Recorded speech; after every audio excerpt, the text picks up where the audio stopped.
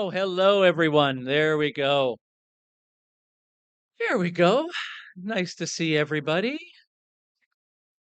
Still lots of seating down here. If anybody wants to sit down, you can, of course, stand up if you like. We have coffee, we have goodies over there in the corner, so lots of snacks. And of course, we have the great booths around the room from our wonderful sponsors. So I would encourage you to speak to people as you can. So, welcome to all of you, and welcome to the people who are upstairs for our luncheon and have now come downstairs to join us. And of course, welcome to those of you who are just joining us now. And a huge happy Small Business Month to you all. Before we begin, I would like to acknowledge that all of us here today are in Mi'kma'ki, the unceded, unsurrendered, and ancestral lands of the Mi'kmaq people. It is my duty as a settler to continue working to dismantle colonialism in my community. And as many of us in this room are settlers in this land, we need to take it upon ourselves to learn and understand the recommendations of the Truth and Reconciliation Report. I also want to recognize the African Nova Scotian community who's been here for over 400 years and has significantly contributed and impacted Nova Scotia's rich culture, economy, and heritage. Well, we have a great afternoon lined up for all of you with lots of learnings and time to build your network. This year, we did a bit of a condensed format rather than taking most of the day. We shortened it to about 3 or 4 hours of the day to try and sort of enable you, I suppose, to get back to the businesses that you are all running or thinking of running. We know a whole day for a conference can be difficult when you're a single small team or a busy solopreneur. So this is our value packed afternoon. And I know many of you are small businesses. I had a chance just walking from upstairs to downstairs to speak to people who are in the electrolysis business, to people that are building e-bikes. So lots of great businesses in the room and future businesses and bigger businesses, I'm sure. I want to start out by thanking our presenting partner, Scotiabank, our small business champion partner, Boyne Clark, small business resource partners, and you can see them in the booths around the room, GBS Technologies, BNI, Futurepreneur, St. John Ambulance, Seed, that's CEED, and Advocate Printing. But before we get into all of the stuff with the other folks, we're going to start out by hearing from our first business growth expert, Wendy Brookhouse. Following Wendy's talk, Scotiabank will present their masterclass on a guide on how to take your business to the next level, sales and marketing, building operations, and managing your money with Scotiabank. And then we'll finish the afternoon with some more networking and a prize draw for 2 tickets to our 2024 Business Awards Gala. Is this another 2 tickets? Is this the same 2 tickets that I gave away at lunch, or is this another 2 tickets? Another 2 tickets. Okay, so I guess that means I'm coming up with another bottle of wine. So anyway, tickets have a value of almost $500. So would let's make sure we. How do people put their name in for the tickets? Do they draw or are we drawing? Ballot box at the registration. Okay, so we'll figure that out later. It's now my pleasure to introduce our guest speaker, Wendy Brookhouse, the ultimate wealth amplifier. What a great title.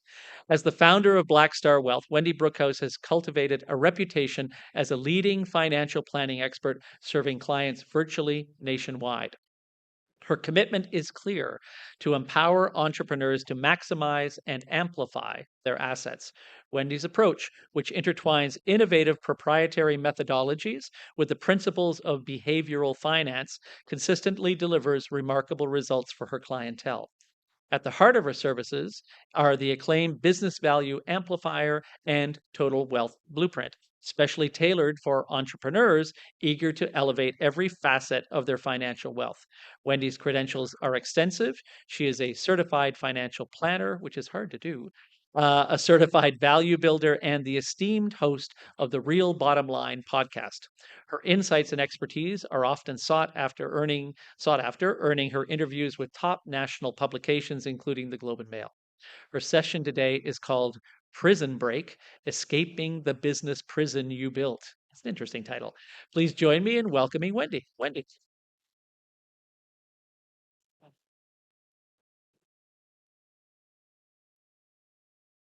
Is this you?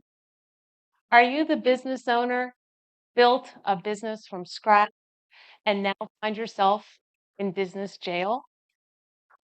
To hundreds of business owners. And when I ask them what freedom means to them, to do the things I want to do them. Tell you, almost all of them don't feel like they're in that spot now.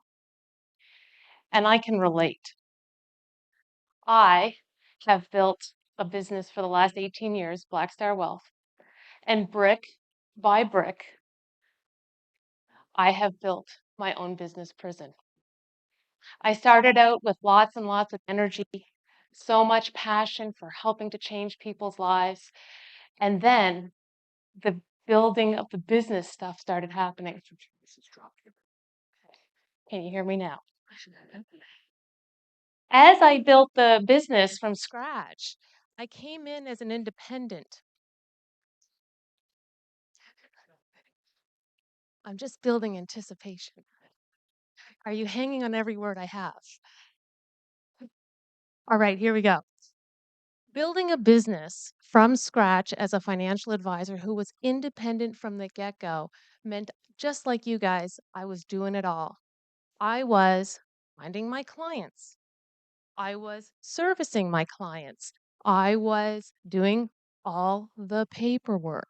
There is so much paperwork in business. I was doing the marketing. And somehow, a few years ago, or over a decade now, social media came along.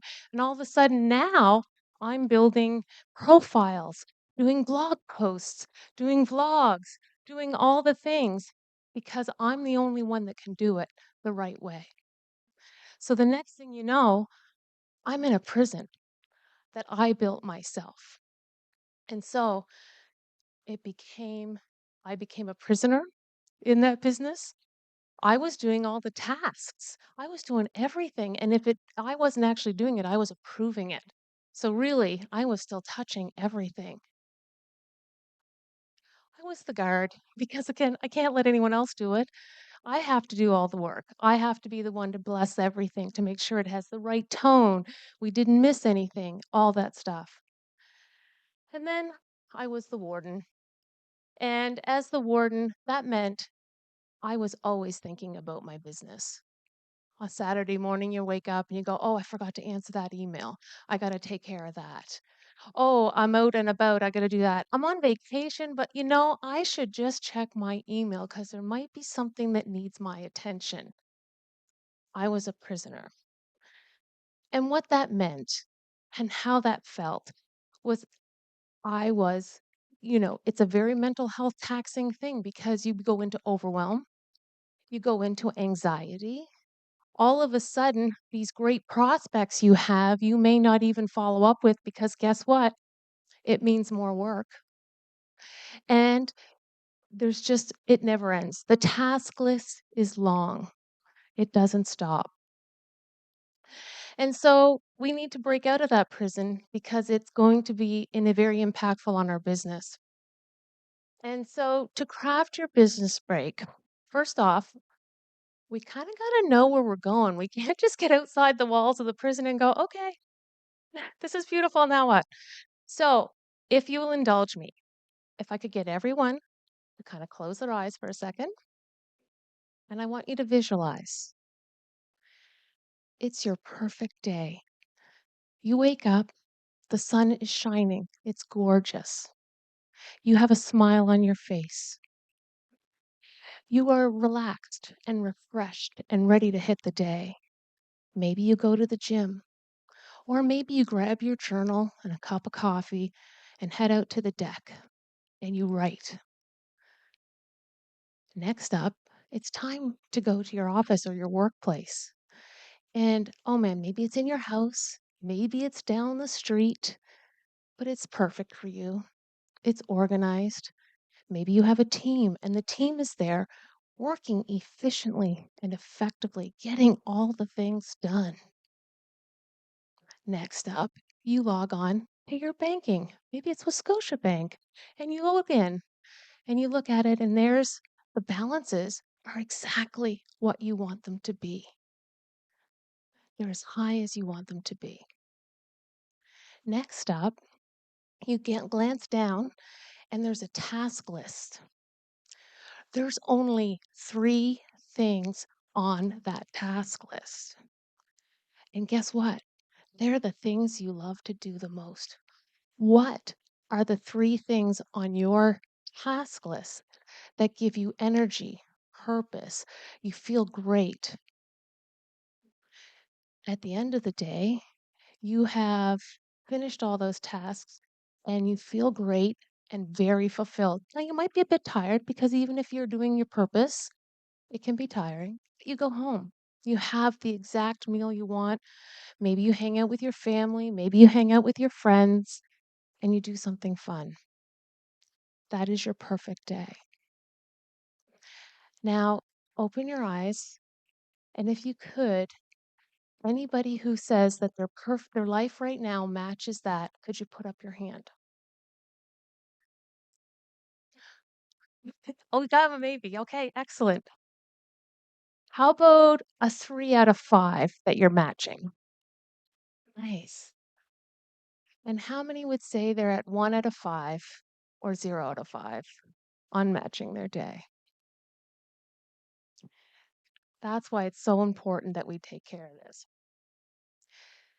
Let's also look at it in terms of your health.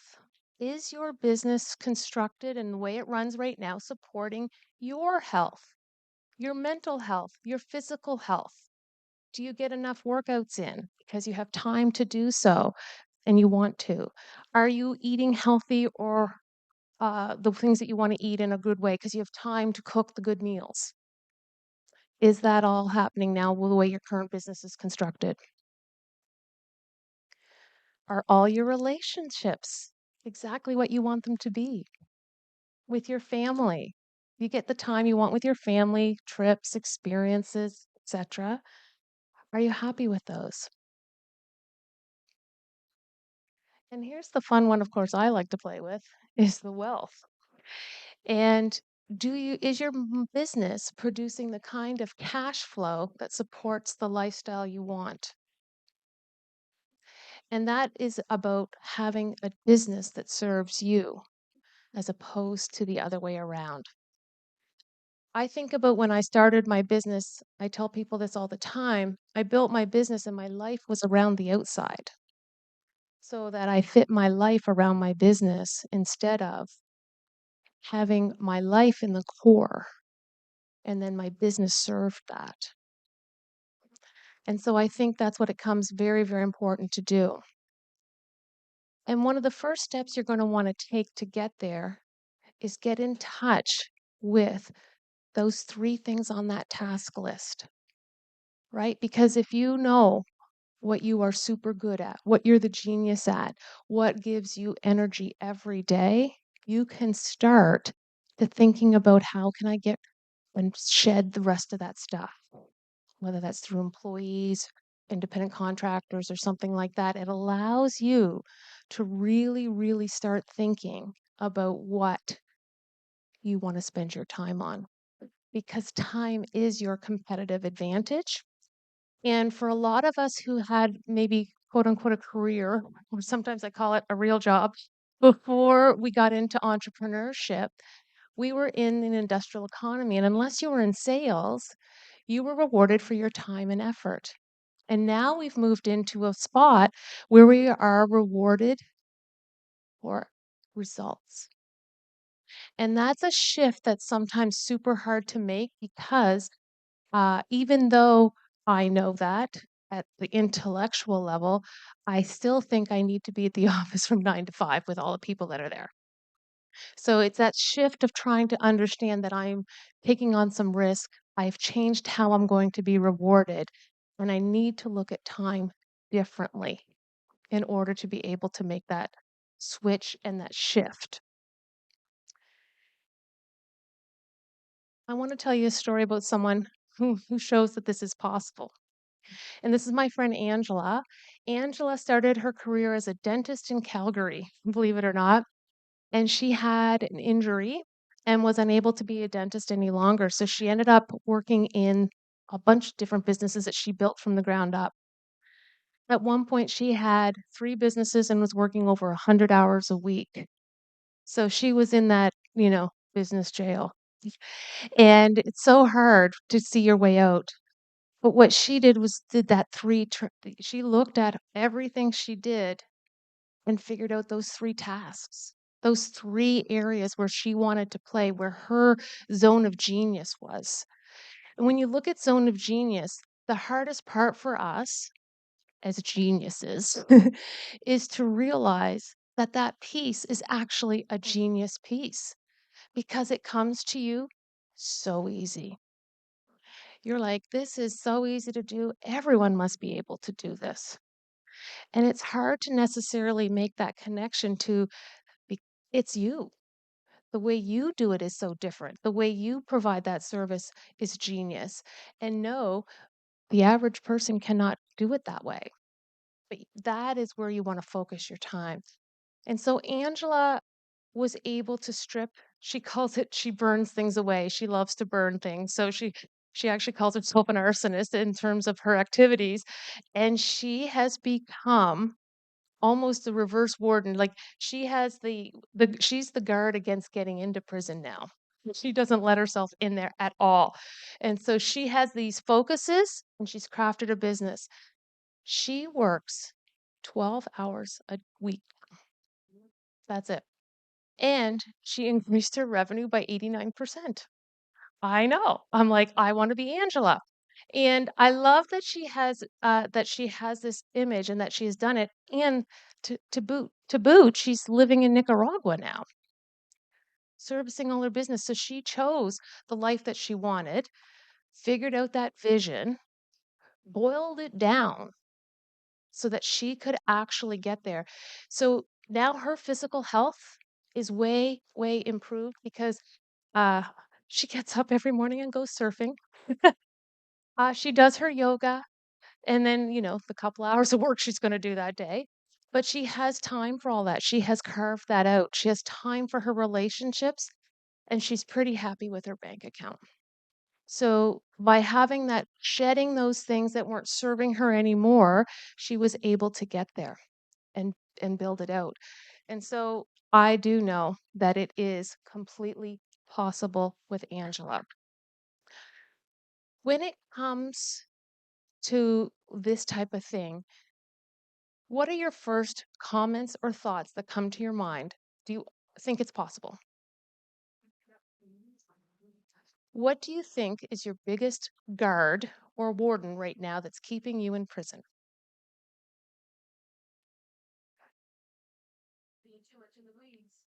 In the weeds, okay. That makes sense. Is there do any of you have control issues? Just asking, of having being afraid of actually letting go of some of those things. I feel like also when we're trying to teach other people our stuff and we know the genius and the magic that we toss on it, we sometimes think, well, they don't have that. They don't have my magic wand, so it can't be as good. How do we let go going, the results are still there. It's just done a differently way, right? So that is the first step to breaking out of prison, of your business prison, your business jail. Uh, it's not a nice place to be, so I think I want everyone here to ask the question, how committed are you to breaking out of your own business jail? Right? Scale of 5, you're thinking pretty committed? That's awesome. One of the things that we have done to actually help people break out is we've started a challenge and we've got an invitation on your seat to join us where we dig into each of the things to actually break you out of prison jail. And we're calling it bottleneck to breakthrough because part of when we squeeze, we control, we're the prison and the guard and the warden. we are also the bottleneck that is actually sometimes preventing growth in your business. So I encourage you all to take that journey, break out of jail, kaboo, and because the life on the other side is much like Angela's life. It may not look like Angela's life because each of us have a different picture. That visualization you had is different than anyone else's in this room, and it can be achieved. And I want you to achieve because it means that you're going to amplify your purpose as well. So, thank you for your time today, and please break out of jail. Thank you so much, Wendy. And if anyone wants to follow up with some questions with Wendy, there will be some networking time after this, and you can get this challenge here. There's a QR code on a card over here if you didn't have one on a seat. Up next, we'd like to introduce Kaylin Winters to come up from Boyne Clark. Good afternoon, everyone. I'm Kaylin Winters, a marketing specialist with Boyne Clark LLP located in Dartmouth. On behalf of my colleagues, I would like to thank the Halifax Chamber of Commerce for having us as the Small Business Champion Partner again this year. As a firm with a full business law department, we understand the needs small businesses face. Our business law and litigation lawyers are eager to accept all challenges from their clients and help chart a new course to assist their businesses. They work side by side for many clients as they grow from startups to small businesses and even medium to larger organizations, depending on the client's goals. Boyne Clark understands the hard work that goes into starting businesses and would like to take a moment to applaud each member in this room for the successes you have achieved thus far.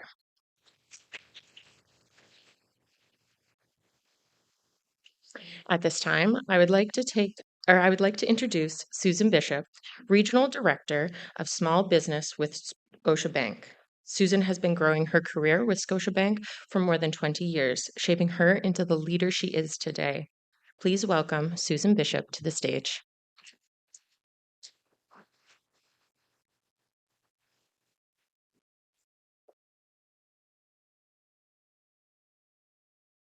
Good afternoon. Thank you, Kaylin. I'm delighted to welcome you to the Small Business Big Growth Masterclass and Social. Today, we embark on an exciting journey where inspiration meets expertise, where innovation fuels growth, and where connections are forged to help small businesses thrive. Our theme today, Small Business Big Growth, is the essence of what we're here to achieve. We understand the dreams and aspirations that drive entrepreneurs, the desire for success, and the dedication to building something extraordinary. We're here to support those dreams, provide the tools, and create a roadmap to transform your business into flourishing enterprises. It's all about building a thriving small business community, and we're excited to have you as part of it. We welcome you to our breakout sessions presented by my colleagues at Scotiabank, Scott Spence and Leila Rame, Senior Small Business Advisors. They will share valuable insights on how to take your business to the next level, covering sales and marketing, building operations, and managing your finances. Today, we're not just attending a conference, we're joining a movement, a collective effort to support small businesses and to ignite growth and prosperity. So let's embrace this unique opportunity, learn from one another, and work together to make your small businesses to new heights. Thank you. Thank you, Susan. I'm very short. I can admit it. Try to wear a high heel, but it's not working.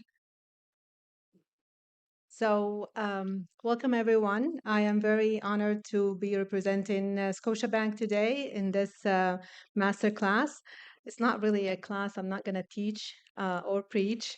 I'm just going to share some of the experiences that we have seen in the small business world that we would meet our small business clients. And I want to really acknowledge your courage and your dedication to go with your passion and your dream and then to pursue your own businesses. It is something that you need to really pat yourself on the shoulders that you're doing.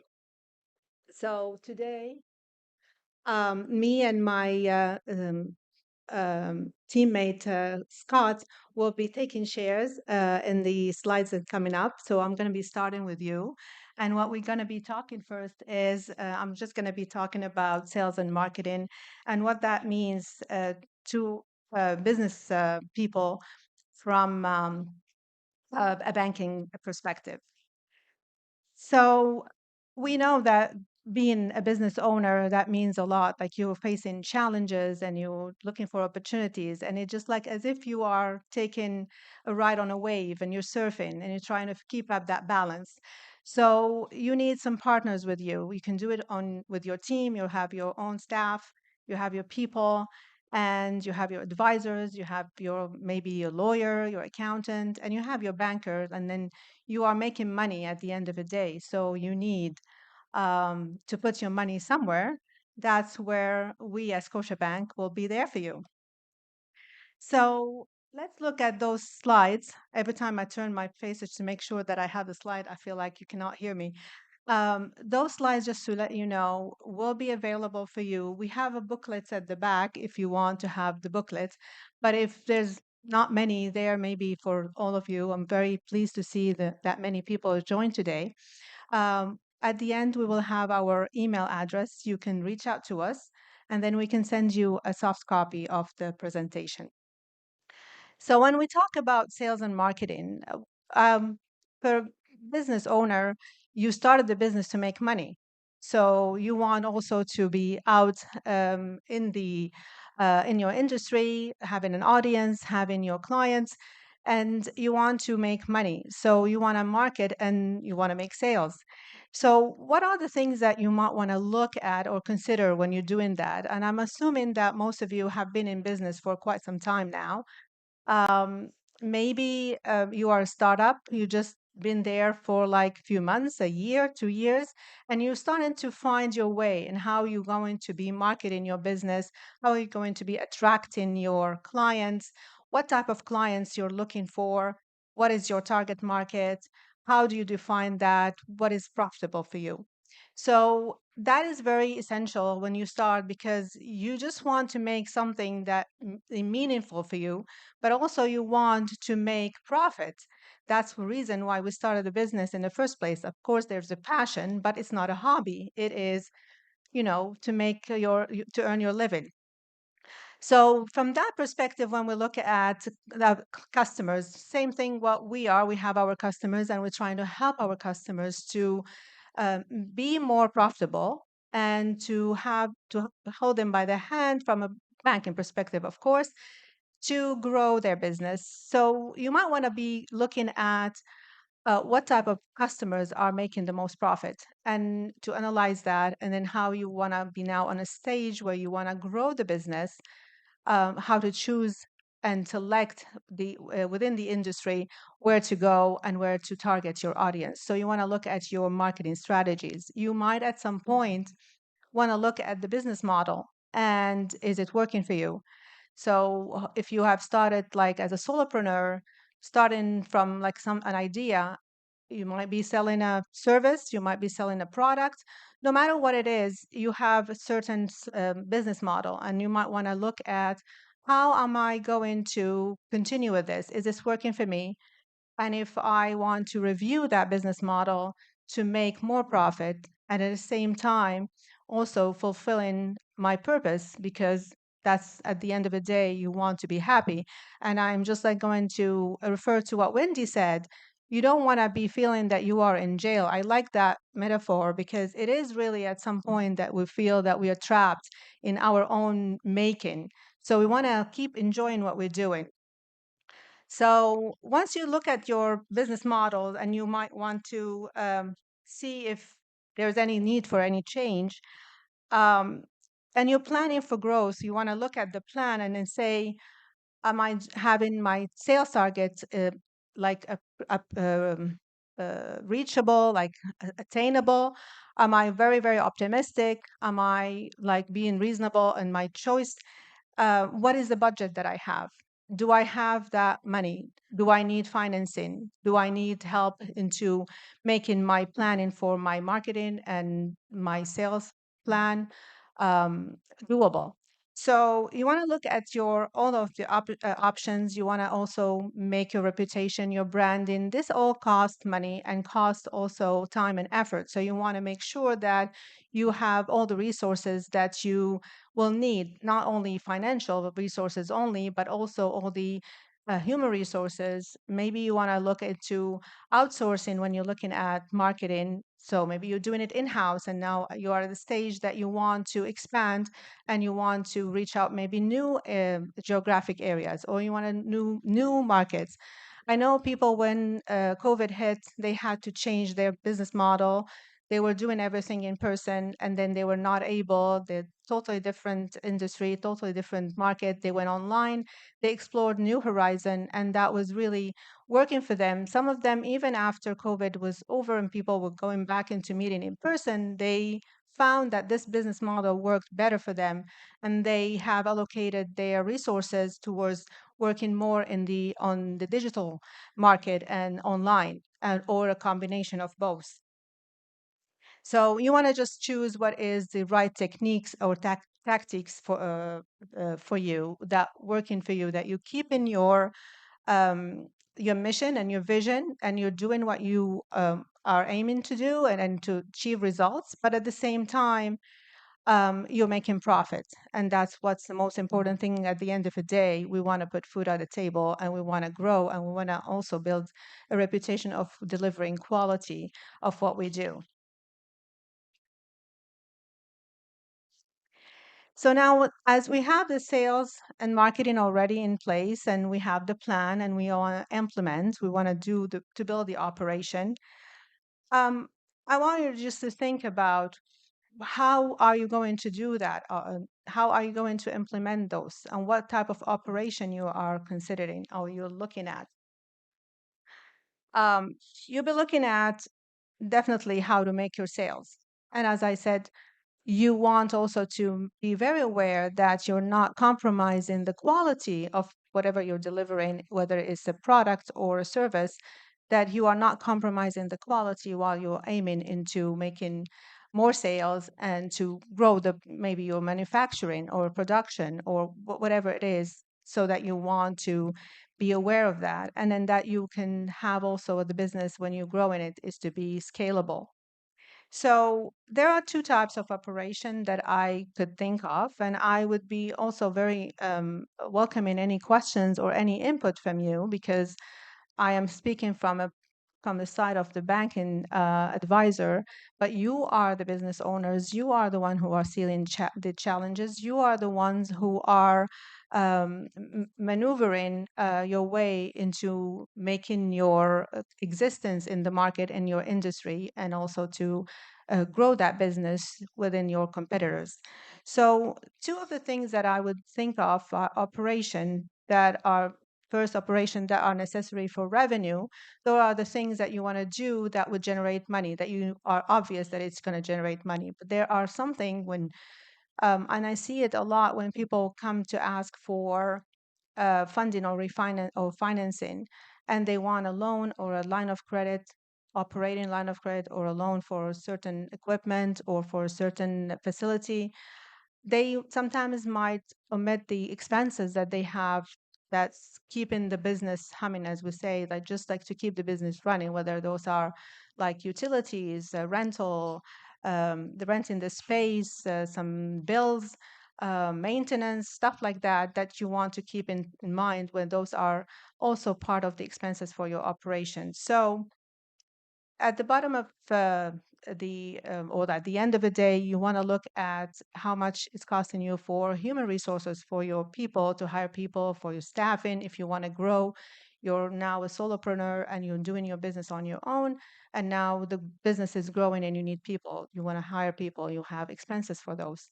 You are looking into also maybe outsourcing. You might be looking at having that outsource, whether for marketing or also for maybe it's the operation, or you want someone to do your systems, for maybe human resources recruiting or any other type of outsourcing. And then that's also gives me back to the point that I don't know why is this making that much noise. Is it me? So um, Wendy has mentioned something about choosing the main tasks, the thing that you are really excelling at.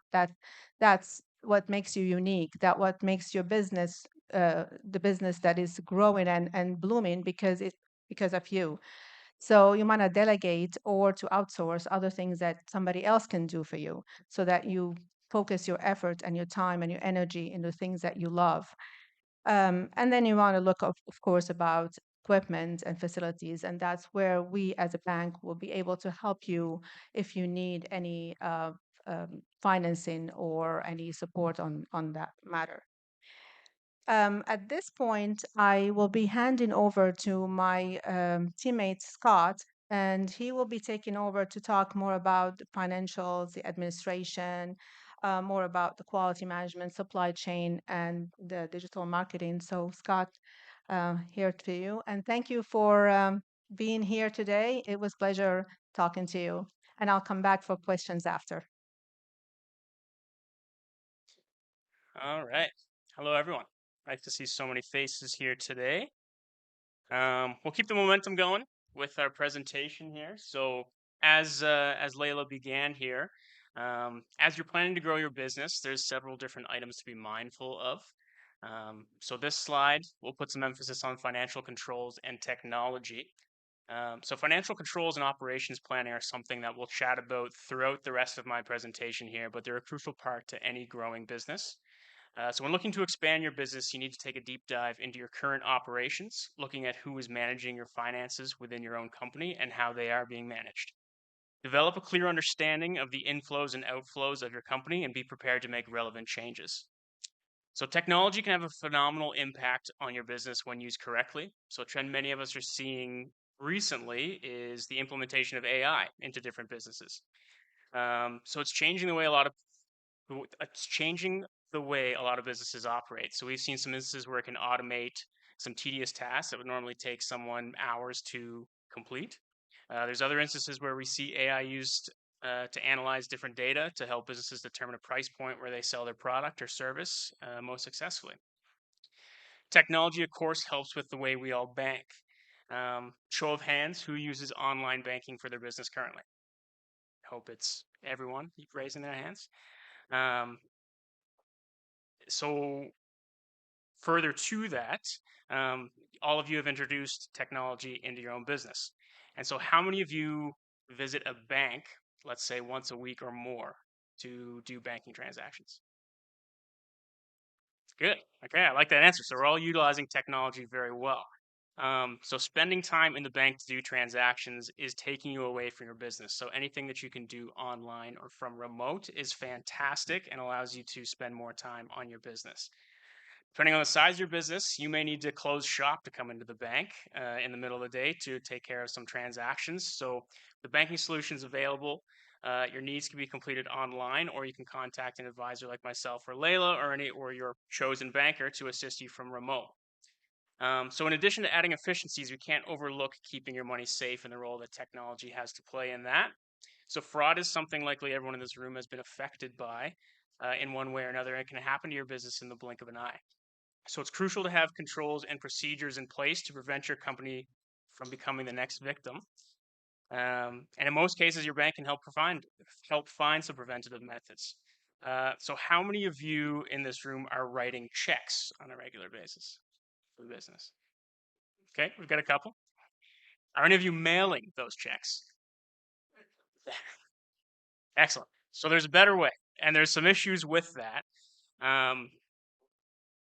So part of the reasons or part of my personal issues with checks is that they are expensive. You have to physically have a check with you in order to write one. They can get lost in the mail. Maybe the recipient doesn't cash the check for a couple months, screws up your cash flow. The list goes on. One of the biggest reasons to not write a check is check fraud. So that is happening more and more every day, and at the bank we see it a ton. And so obviously the best way to deter check fraud, not write checks. It's that simple. We understand that there's certain businesses that do require checks. If we can move to electronic payments, there's some great options out there that are often less expensive, more efficient, and most importantly, safer. So at Scotiabank, we have a digital banking platform called Scotia Connect, specifically for businesses, and every bank has their own platform similar.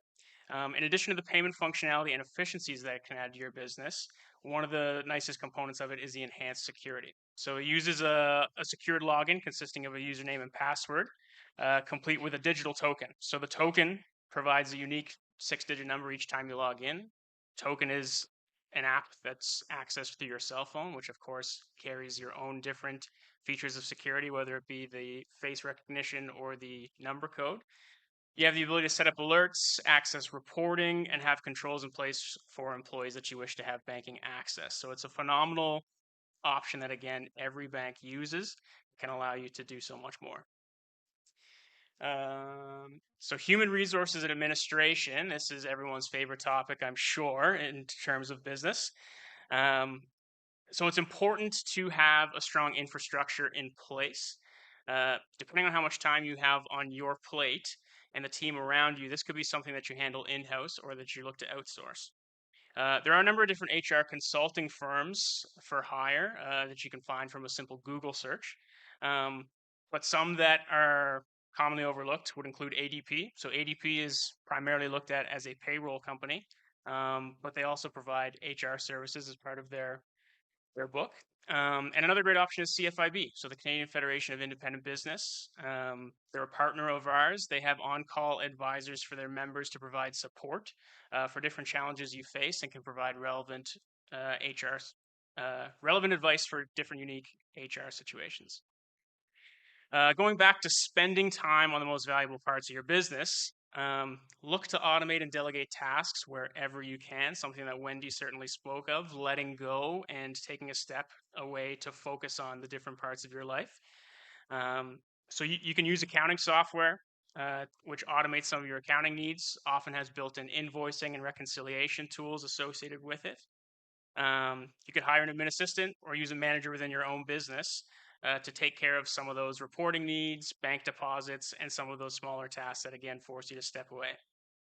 To reference Scotia Connect again, it's a system that allows you to customize user access. So you can set up an employee within your business. You can set up an accountant to go in and view transactions and do some of those administrative tasks that allow you to focus on other parts of your business. And now we dive into managing your cash flow. So as your business grows, of course, there's typically a financial need that comes with it. So managing your cash flow has been very tricky for a lot of small businesses over the last number of years and hasn't gotten any easier with the interest rate environment that we're all currently living in.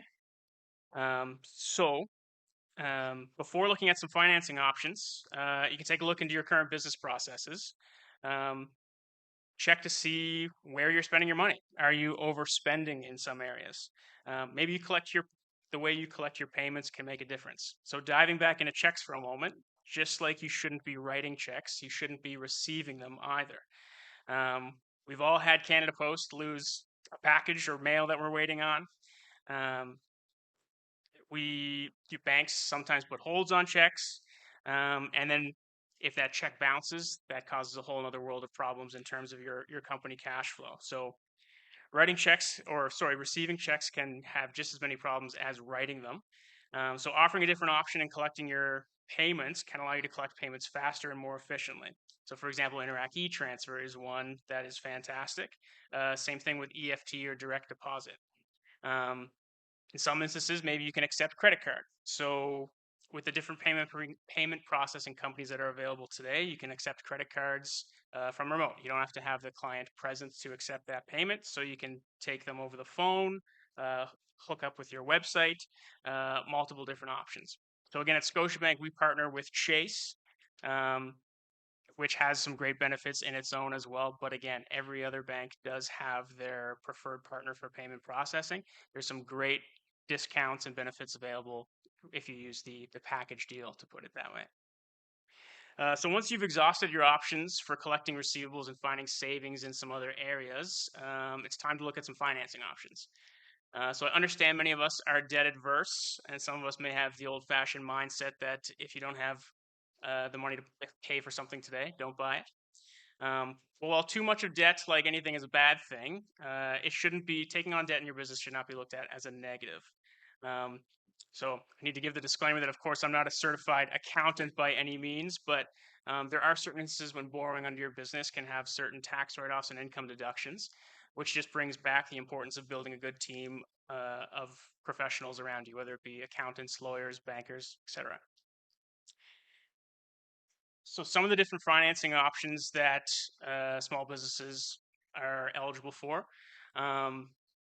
First one, capital for expansion. So we offer financing for purchasing a piece of equipment, purchasing a building, making renovations or leasehold improvements to that premises that you operate. So typically these would be financed via term loan. And so every bank has a standard bank lending program. There's government small business loans like the Canada Small Business Financing Plan. Or alternatively, there's some leasing options available as well for equipment and vehicle loans.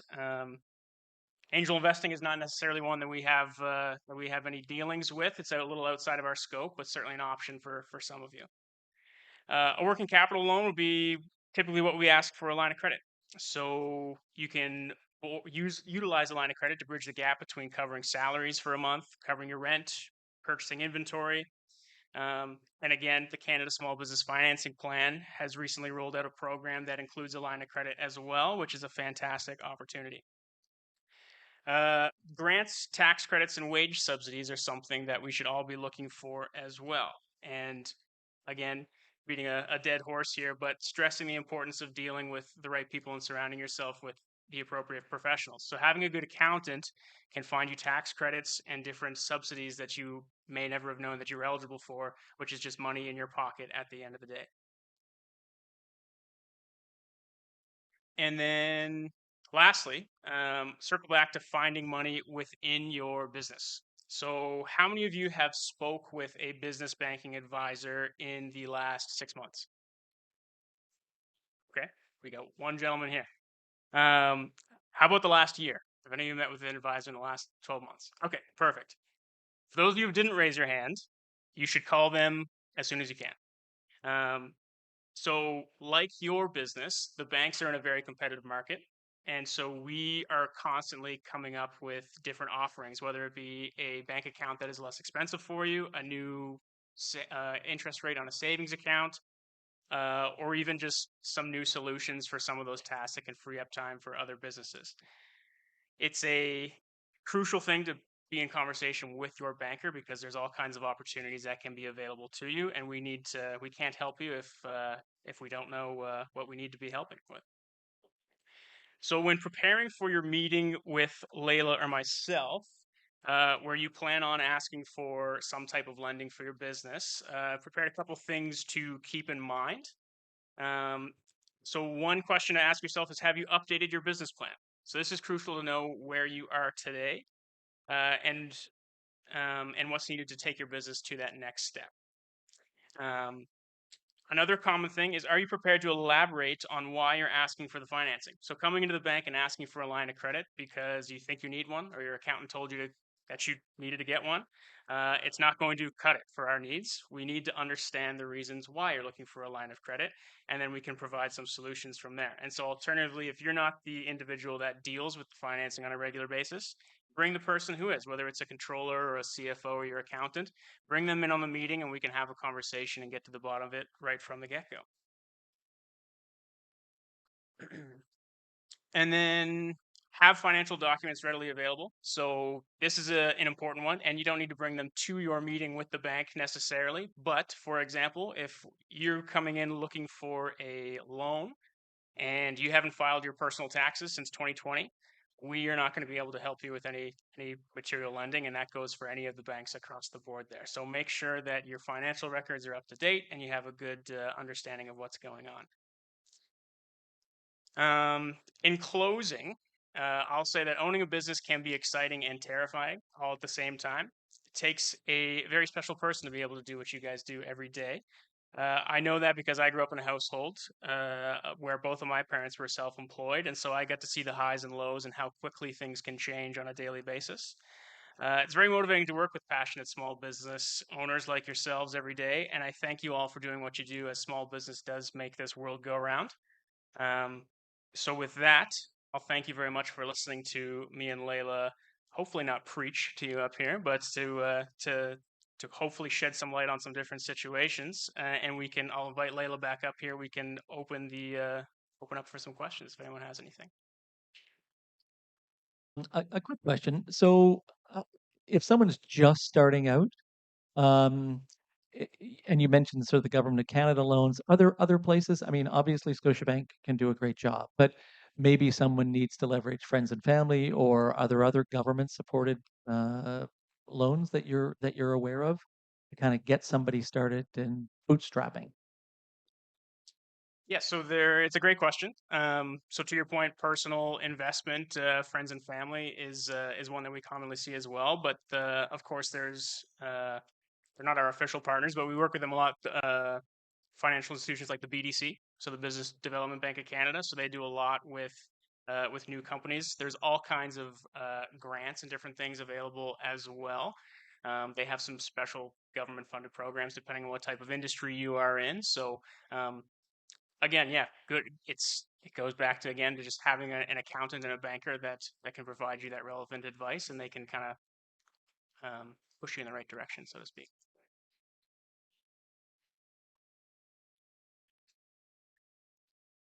Yes, there's a question. Oh, perfect. Hello. Okay, I'm good now. What's the biggest difference between a business financial advisor and just a general financial advisor? Well, that's a good question. I'll take that. So it is both the business and the financial, like they are financial advisors. The difference is that the business advisor will look after your business finance, while the regular financial advisor we're referring to as what we call it the retail or the personal banking. So that would look after your own bank account, Visa card, your investments on a personal basis, while the business advisor will look at the finances for your business, how you want to, it's separate. You'd have your own banking account for like operation, your savings for the business. Even when you want to do lending, it would be lending for the business, not necessarily yourself as a personal. Does that answer your Yep, question? yes, it does. Thank you. Okay. So I guess we prepared a couple of questions as well too, of a couple of questions that we are asked regularly as bankers as well. So, Layla, maybe I can start with you. So we're asked a lot what a personal guarantee is and why the banks ask for this. So maybe you can shed some light on that. Yes, that is one thing that when you are asking for lending, of course, you would have to guarantee. So you are the owner of the business, but that would not mean that when you are signing the documents, we're lending the business. So the loan is under the legal name of the business, but however, there is a person behind that business, and that person will be the person who will pay. The business would not come to the branch and pay back or just have that automated. Maybe AI at some point might do that, but for now, we are looking at the person who is taking who is running the business itself. So it could be a personal guarantee for when a solopreneur, it would be one. If it's a sole proprietor, it will be that one person.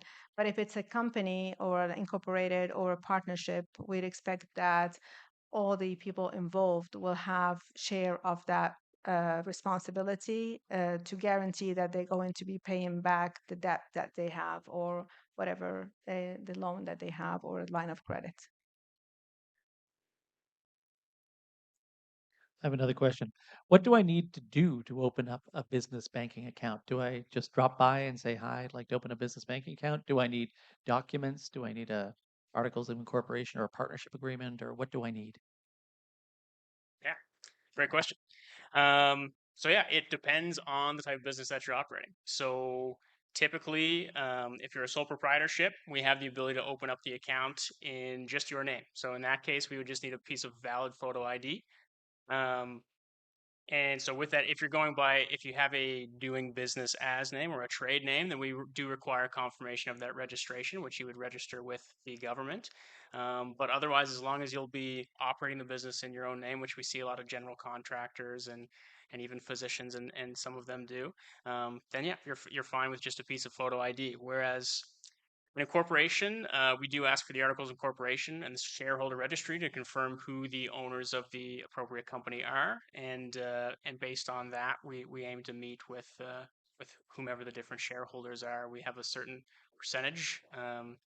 We have to have more than 50% of the owners present when anytime we do an application or open the account, and we have to record information of who has 25% or greater ownership as well too. So all on a case by case basis, but yeah, it's pretty simple documents that are required. Either your incorporation or your registered trade name, and we can point you in the right direction from there.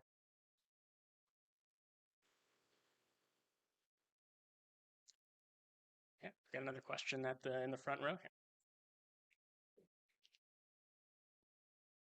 Well, thank you, Lila and Scott, for the presentation. It was so valuable. I just wanted to ask about like when a business or a small business wants to lend money, if the business is just starting or like just registered the business, if the business like doesn't have so many operations or like a history of tax record, like what would be like the documentation that you would require for them to bring in order to give them a loan? That's a very good question. And actually, we have it on the questions. If nobody asked, we were going to ask that and talk about it.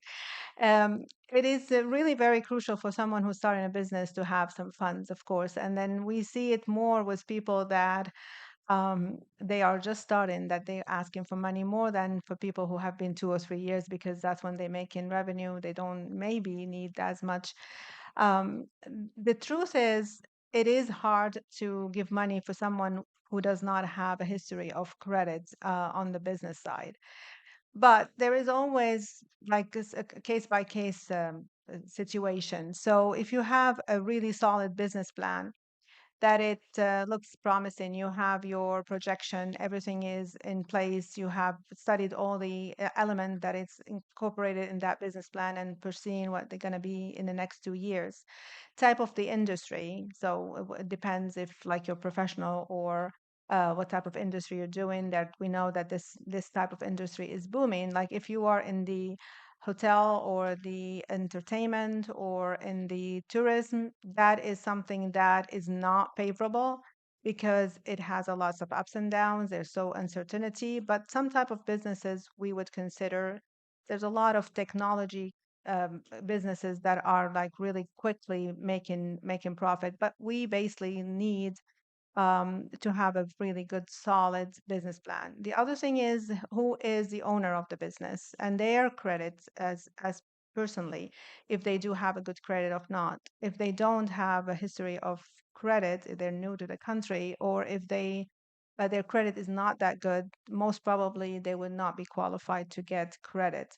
All that to be taken into consideration. But there's a no hard no, but there's not much like promise that we might get like approved. One of the things that sometimes, if people want to build credit, and they not necessarily have the history of like they have any credit on the business side, we can at some time entertain that if they would put a deposit into an investment account for the same account, same amount of what they would like for lending for a smaller, like if they want to have a Visa card, let's say, for operation or a day to day, we can put like maybe they can start with 5,000 or 10,000, something like that. We can put the same amount of that credit limit in a deposit as a security, cash security or collateral. They are going to earn interest on that deposit. Meanwhile, they are building their credit history. So after a year, possibly if they're profitable, they started to make some like some sales, they have filed their taxes. Usually they in the like the ideal situation, we need 2 years of financials and 2 years of tax returns. But we can revisit that after a year. If we see that there's a progress, we can look into that and see if we can either increase that limit or look at it without security. But as I said, it is case by case. I hope that answers your question.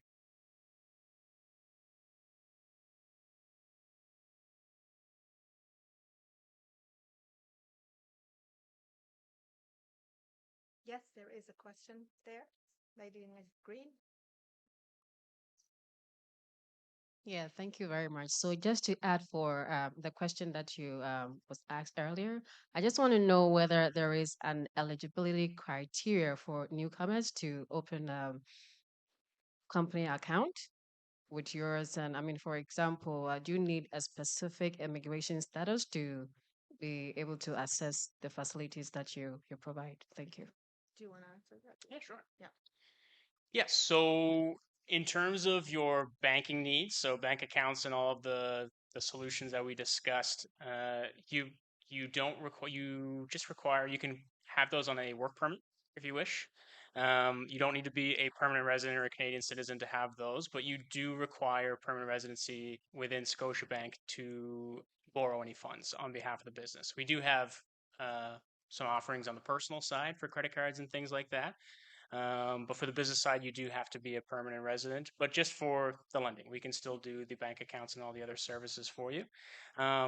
BDC, which I mentioned earlier, they do have a different policy. So they are able to lend based on a business plan for new businesses, even though you may not be a permanent resident. But so there are other options out there. But typically amongst the 5 banks, you do require your permanent residency to borrow. We have time for one question.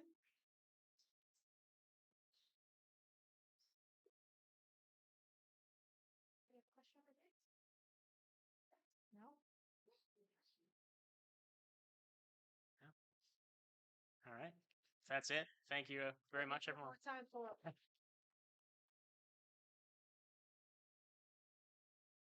Sorry, just one thing.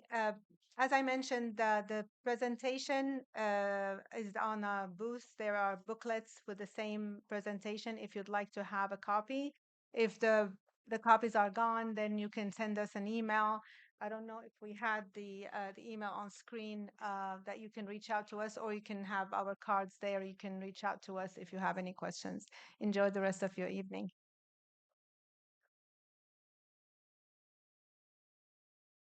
Well, thank you very much, everybody. Thank you to Wendy Brookhouse, the ultimate wealth amplifier, to Kaylin from Boyne Clark. I see you back there, Kaylin. To Susan, Layla, and Scott from Scotiabank. And Scott, thank you very much for reminding me that we need to convert to electronic payments and move away from checks.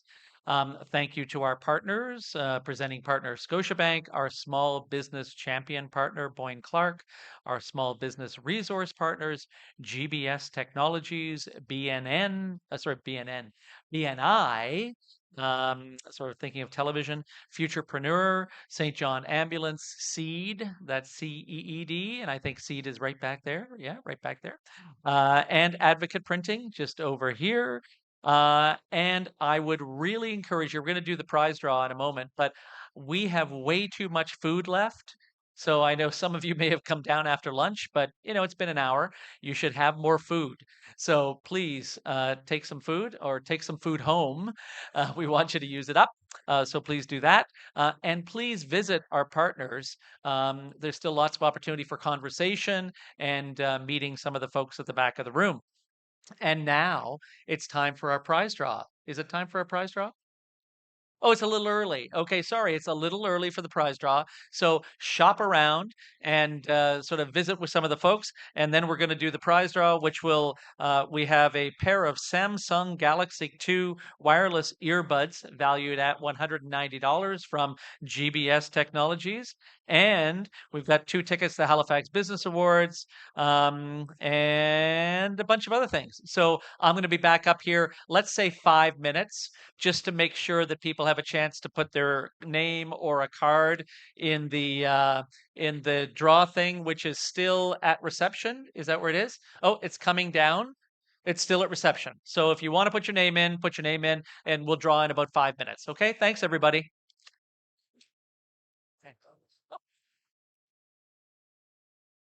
Hi, everyone. Oh boy, that's nice and loud, isn't it? See, that's what happens when you lean into it.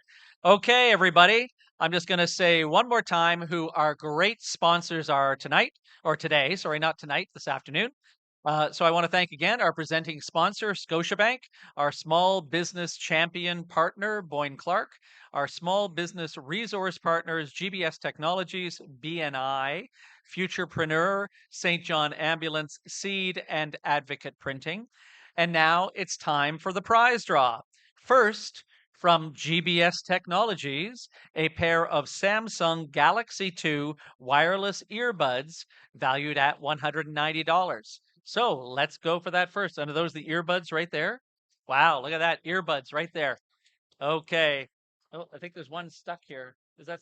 Oh, that's a label. Okay, sorry. I'm not trying to do that. There we go. Okay.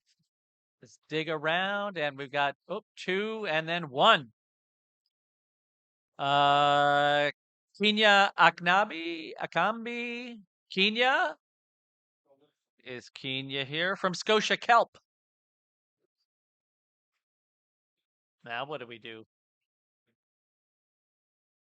We do have Kenya's name and phone number and her email address. So sadly, we will be sending her the earbuds. Okay? So congratulations to Kenya. I should have announced before that we weren't going to do that. So, and now the real prize of the day. Two tickets to the Halifax Business Awards, valued at almost $500, and the winner is. There we go.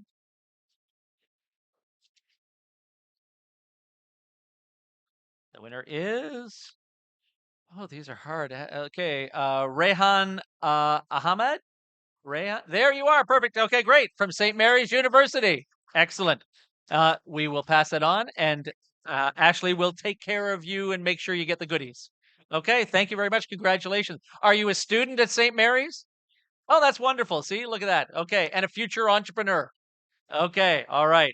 Perfect. So thank you very much, everyone, for coming.